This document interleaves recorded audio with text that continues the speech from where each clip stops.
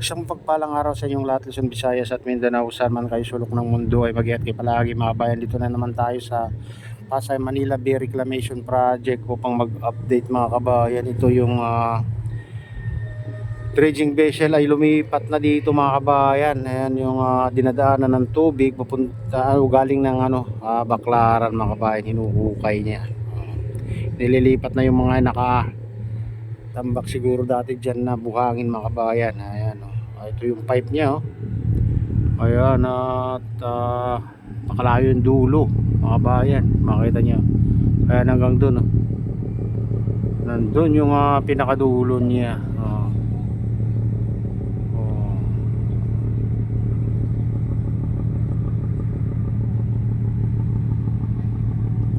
Napakalawak na to mga kabayan.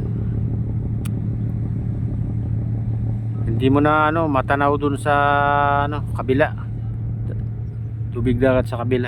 Ayan. Ang natatanaw na lang natin yung ito bundok ng Bataan mga kabayan. Ayan, kung makikita nyo yan medyo maganda-ganda ng panahon kasi kaya natatanaw ko ng konti yung bundok ng Bataan. Ayan.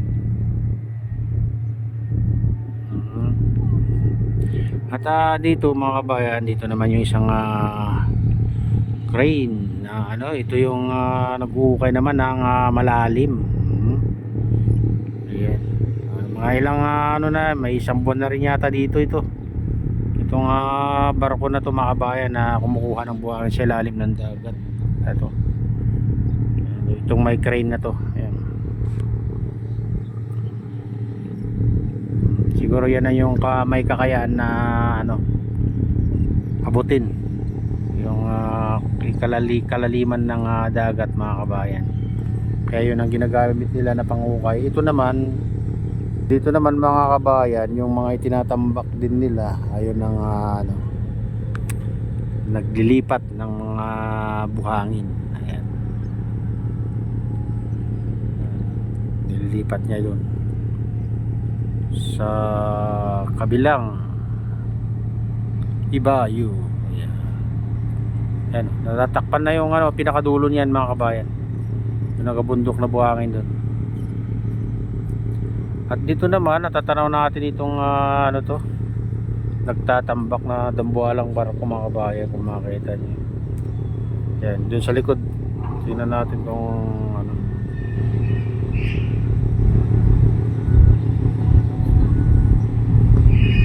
ayan mga kabayan, yung barko na nagtatambak. Bali dalawa yung nakita natin pero ang layo yung isa.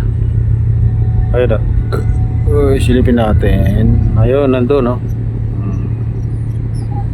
medyo natatakpan dun sa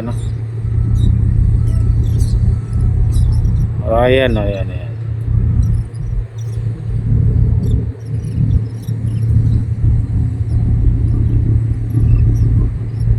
Ito naman mga kabayan, wala tayong nakikita ng tatambak dito banda sa isang isla, yung huling ginawa nilang island mga kabayan. Ito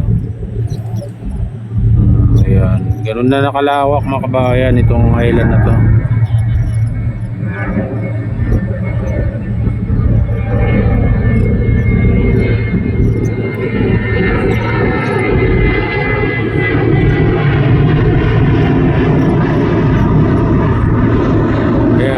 Dulo ng tapat ng MOA yan mga kabayan. Ayan.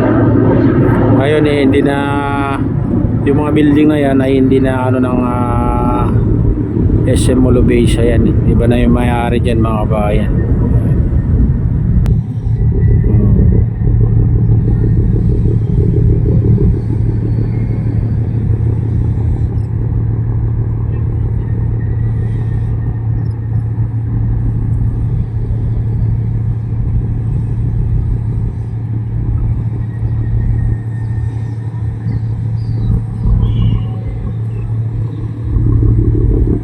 Maliwalas na rin dito banda mga kabayan. Nawala na kasi yung island dito na dito sa tapat natin.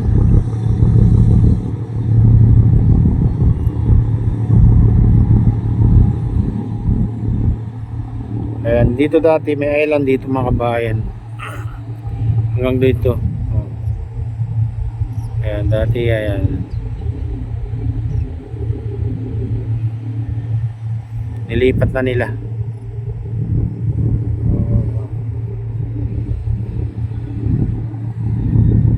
Kaya dito maliwalas na hanggang sa gitna mga kabayan.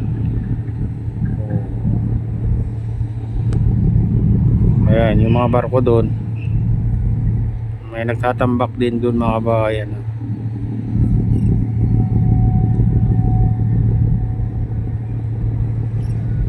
Ayan, tuloy-tuloy lang yung ano nila, may pagtatambak nila dito sa tapat ng MOA mga kabayan. So,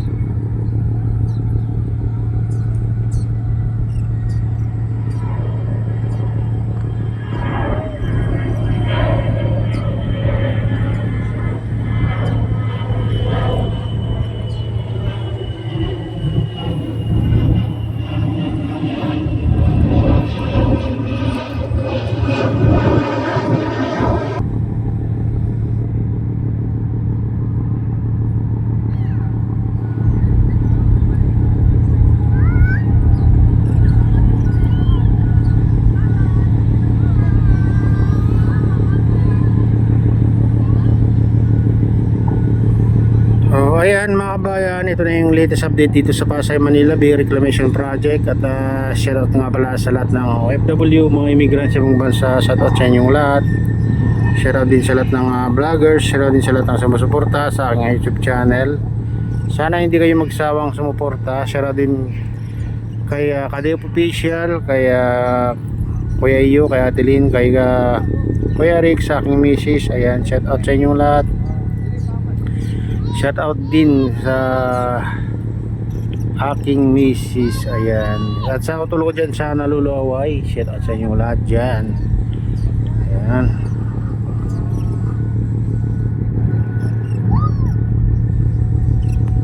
At shout out din kay sa Gubang Baykada. Ayan. Shout out sa inyo lahat mga idol.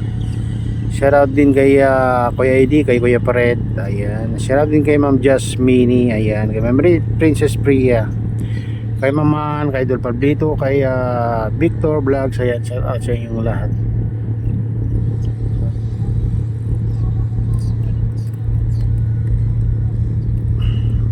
Ayan. At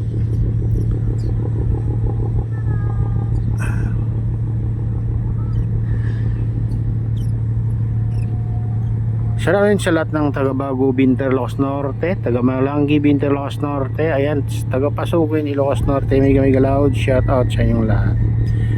Ayan, at pagpalain na ng Diyos at ingat kayo palagi. God bless us all. Bye bye.